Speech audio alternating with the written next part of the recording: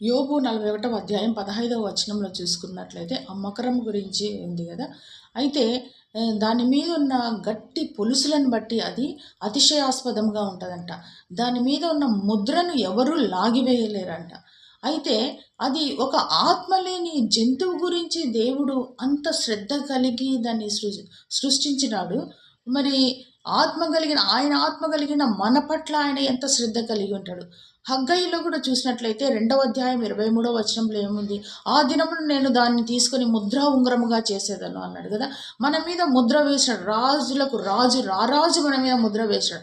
రాజు ఒక ముద్ర వేశాడంటే దానికి తిరుగులేదు కదా. అయితే రారాజు మన మీద ముద్ర వేసినప్పుడు మనం ఇంకా ఎంత మరి ఆయనను బట్టి అతిశయించాలా. మన అతిశయం, మన ఆనందము ఆయనై ఉన్నాడు కదా.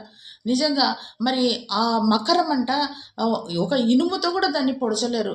అయితే ఆ ఇనుము కూడా దాని దృష్టిలో ఎట్లా అంటే ఒక తుప్పు పట్టిన ఒక కర్రలాగా, గడ్డి పోచలాగా అది చూస్తుందంట. నిజంగా ఈ లోకంలో వచ్చే శ్రమలను కూడా మనం అదే విధంగా చూసి మన అతిశయం ఆయన ఉన్నాడు కనుక మనం సంతోషించాలి, మనం గర్వంగా ఉండాలి.